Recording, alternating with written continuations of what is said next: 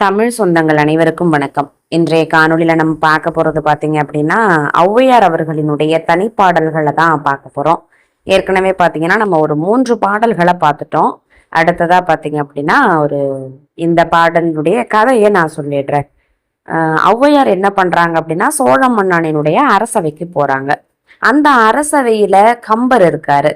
கம்பர் பாத்தீங்க அப்படின்னா அந்த ஆடம்பர அணிகலன்கள் இதெல்லாம் விரும்பக்கூடிய ஒரு கவிஞர். ஆனா நம்ம ஔவையார் ரொம்ப எளிமையானவர் இல்லையா? நம்ம அரசவையில சோழனுடைய அரசவையில கம்பர் ஒரு கவிதை எழுதிட்டாரு அப்படின்னாலே உடனே என்ன பண்ணிடுவாங்கன்னா கம்பரோட கவிதையே இனிமையானதுதான் அப்படின்னு சொல்லிட்டு அது எந்த விதமான ஆராய்ச்சியும் செய்யாம அரசன் உட்பட எல்லாருமே பாராட்டி பேசுவாங்க. இது பாத்தீங்க அப்படின்னா ஔவையாருக்கு அந்த அளவுக்கு இது பிடிக்கல. ஒரு முறை சபை கூடியிருக்கும் பொழுது கம்பர் ஒரு கவிதையை சொல்றாரு. உடனே அரசன் என்ன பண்றான் அப்படின்னா அதை ஆராய்ந்து பார்க்காம கம்பனுடைய வாக்கே இனிமைதான், அவருடைய வளமே பொருள் வளமே எவ்வளவு வளம் அப்படின்னு சொல்லி வியந்து பாராட்டிக்கிட்டு இருக்கான். அப்ப பாத்தீங்கன்னா ஔவையாருக்கு அந்த முகத்துல காட்டுவாங்க இல்லையா, என்ன நம்ம நினைக்கிறோமோ அதை முகம் வெளிப்படுத்தும்ல, அது மாதிரி ஔவையார் நினைக்கிறது அரசனுக்கு புரிஞ்சு போயிடுது. என்ன பிரச்சனை, ஏன் நல்லா தானே இருக்கு அப்படின்னு சொல்லி கேக்குறாங்க. அதுக்கு ஔவையார் என்ன சொல்றாங்க அப்படின்னா நீங்க சொல் நயம் பொருள் நயம் இதெல்லாம் பாக்குறது இல்ல, கம்பரோட பாட்டுங்கிறதுக்காகவே தான் நீங்க எல்லாருமே அந்த பாட்டை புகழுறீங்க, அதை நினைச்சேன் சிரிச்சேன் அப்படிங்கிறாங்க. இங்க பாராட்டு வாங்குறது அப்படிங்கிறது நல்ல புலமை இருக்கிறதுனாலையும் எளிமையா இருக்கிறதுனாலையும் கிடைக்காது. அரசவையில மதிப்புக்கும் ஆடம்பர அணிகலன் இருந்தாதான் கிடைக்கும். அதுக்குதான் தகுதிகள் எல்லாம் நிறைய வேண்டி இருக்கு. இன்னைக்கு கவிதை எழுதணும் அப்படின்னாலே நிறைய தகுதிகள் தான் தேவையா இருக்கு அப்படிங்கிற மாதிரி சொல்றாங்க. அந்த சூழல்ல எழுதப்பட்ட பாடல் தான் இந்த பாடல். விரகர் இருவர் புகழ்ந்திட வேண்டும், விரல் நிறைய மோதிரங்கள் வேண்டும், அரையதனில் பஞ்சேனும் பட்டேனும் வேண்டும், அவர் கவிதை நஞ்சேனும் வேம்பேனும் நன்று அப்படின்னு மிக அழகான ஒரு கவிதை.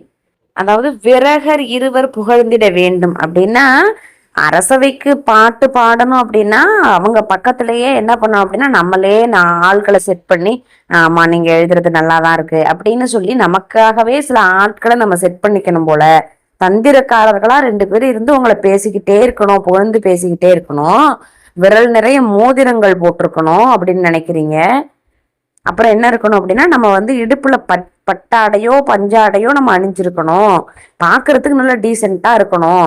அப்படி இருக்கக்கூடியவங்க எழுதக்கூடிய கவிதை நஞ்சாக இருந்தாலும் சரி, வேம்பான கசப்பு சுவை உடையதாக இருந்தாலும் சரி, அது நல்லதுதான் அப்படின்னு இந்த அவை போற்றும் அப்படிங்கிறது தான் இந்த பாடலோட பொருளா நம்ம ஔவையார் சொல்றாங்க. அதே மாதிரிதான் இன்னைக்கும் கூட நிலைமை அப்படிதான் இருக்கு. நம்ம கிட்ட என்ன தகுதி இருக்கு அப்படிங்கிறத விட நம்ம எந்த பொசிஷன்ல இருக்கிறோங்கிறத தான் இந்த உலகம் பாக்குது. விரகர் இருவர் புகழ்ந்திட வேண்டும், விரல் நிறைய மோதிரங்கள் வேண்டும், அரையதனில் பஞ்சேனும் பட்டேனும் வேண்டும், அவர் கவிதை நஞ்சேனும் வேம்பேனும் நன்று. அடுத்ததா பாத்தீங்கன்னா களம் ரொம்ப சூடு பிடிச்சிட்டு இப்போ ஔவையார் இது மாதிரி சொன்ன உடனே நம்ம அரசனுக்கு ரொம்ப மனசு கஷ்டமா போயிட்டது, ரொம்ப சங்கடமா போயிடுது. அரசனுடைய மனசுக்கு மிக பிடித்தமானவர் கம்பர். கம்பரும் கூட நிறைய கவிதைகளை அழகழகான கவிதைகளை படைக்கக்கூடியவர், காவியங்களை படைக்கக்கூடியவர். ஔவையார் உலகமே கொண்டாடக்கூடிய கவிஞர். அப்போ நம்ம என்ன பண்றது, யாருக்கும் ஆதரவா பேச முடியாது.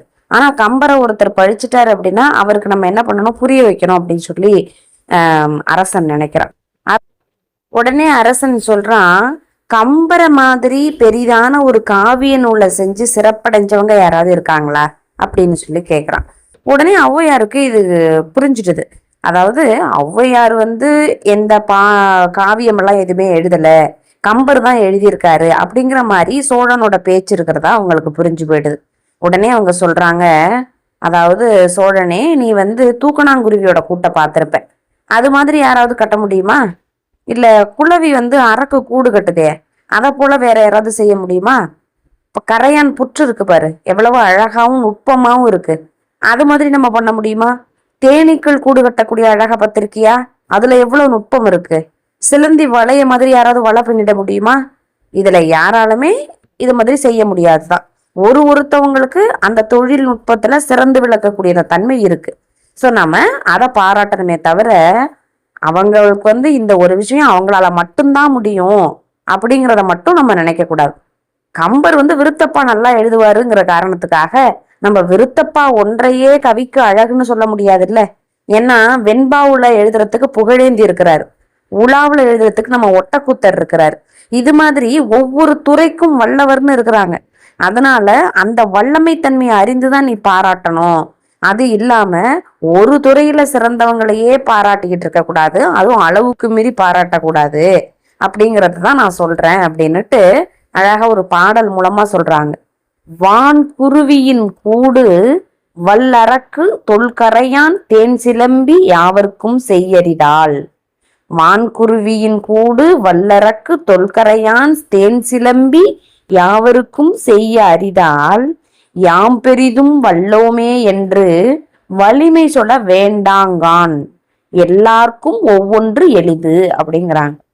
யாம் பெரிதும் வல்லோமே என்று வலிமை சொல்ல வேண்டாங்கான், எல்லாருக்கும் ஒவ்வொன்று எளிது.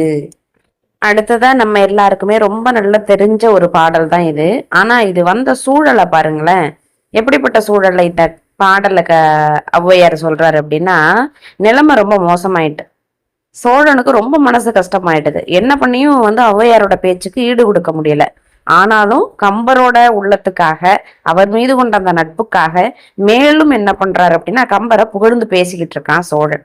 என்ன சொல்றான், கம்பர் எழுதின ராமாயணம் இருக்கு பார்த்தீங்களா, அதோட பெருமையை யாராலையும் மறக்க முடியுமா?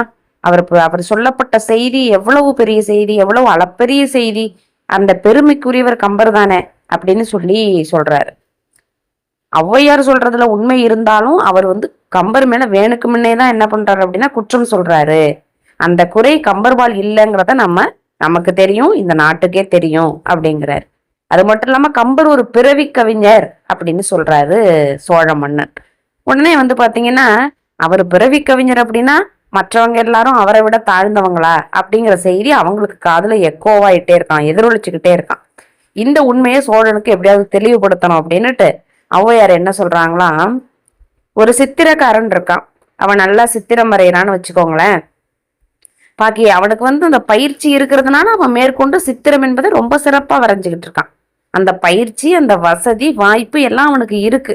இதை போலவே நிறைய பேருக்கு இந்த வாய்ப்பும் வசதியும் வழங்கப்பட்டதுன்னா அவனும் என்ன பண்ணுவான் அப்படின்னா இன்னும் நிறைய சித்திரக்காரர்கள் வருவாங்க தானே.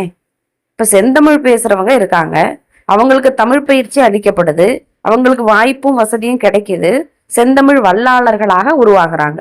சரி, இதே மாதிரி வாய்ப்பு இன்னும் நிறைய பேருக்கு கிடைக்குதுன்னா இன்னும் நிறைய பேர் உருவாகி இருப்பாங்க. சிறந்த கல்வி ஞானம் உள்ளவர்கள் அப்படின்னு சில பேரை சொல்றோம். அவங்க என்ன பண்றாங்க, படிக்கிறத தன்னுடைய மனதுல உள்வாங்கி பழக்கத்தால அமைச்சுக்கிறாங்க. அந்த மனப்பழக்கம் எல்லாருக்கும் ஏற்பட்டது அப்படின்னா அதுலயும் மிகச்சிறந்த நிறைய பேர் உருவாங்க தானே. சிறந்த நடைகள் சிலருக்கு சிறப்பா இருக்கும். அது மாதிரி ஒழுக்கமான குடியில இருந்தவங்க, அதே மாதிரி அவங்களுக்கு பழக்கமும் வழக்கமும் சொல்லித்தரப்பட்டுச்சுன்னா ஒழுக்கமானவர்கள் நிறைய பேர் வளருவாங்க தானே. அதனால பழக்கத்தாலையும் வளரக்கூடிய சூழல்னாலையும் வரக்கூடியதெல்லாம் பிறவி குணமா நம்ம சொல்ல முடியாது. பிறவி குணம்னா என்னன்னு தெரியுமா சோழா உனக்கு? பிறவி குணம்ங்கிறது நட்பு, தயை, கொடை, இதுதான் பிறவி குணம். இத ஒருத்தவங்களுக்கு இருந்துச்சு, உதவக்கூடிய மனப்பான்மை உள்ளவங்களா இருக்காங்க, பிறரோட நட்புடையவங்களாக இருக்கிறாங்க, இரக்கம் கொள்றவங்களாக இருக்கிறாங்கன்னு வச்சுக்கோங்களேன், அவங்களதான் நாம பிறவியிலேயே திருவுடையார் அப்படின்னு சொல்ல முடியும். அப்படின்னு சொல்லிட்டு தான் சித்திரமும் கைப்பழக்கம், செந்தமிழும் நாப்பழக்கம், வைத்ததொரு கல்வி மனப்பழக்கம், நித்தம் நடையும் நடைப்பழக்கம், நட்பும் தயையும் கொடையும் பிறவி குணம் அப்படின்னு அழகா சொல்லிடுறாங்க. சித்திரமும் கைப்பழக்கம், செந்தமிழும் நாப்பழக்கம், வைத்ததொரு கல்வி மனப்பழக்கம், நித்தம் நடையும் நடைப்பழக்கம், நட்பும் தயையும் கொடையும் பிறவி குணம் அப்படிங்கிறாங்க. நித்தம் நடையும் நடைப்பழக்கம் அப்படிங்கிறது நம்மளுடைய நடத்தையை சொல்றாங்க. முறையான நடத்தையில நாம வளர்க்கப்பட்ட சூழலும் நம்ம பழகக்கூடிய சூழலும் நம்ம நடத்தையில் சிறந்தவர்களாக உருவாக்குகிறது அப்படிங்கிறாங்க. நட்பு, தயை, கொடை, இததான் பிறவி குணம் அப்படின்னு சொல்லலாம் அப்படின்னு கவிஞர் அழகா சொல்லியிருக்காங்க. மறுபடியும் பார்த்தீங்கன்னா இந்த விவாதம் முடிஞ்ச மாதிரி இல்லை, இன்னும் கூட தொடர்கிறது, சூடு பிடிக்கிறது. அதை நாம் அடுத்த காணொளியில் பார்ப்போம். நன்றி, வணக்கம்.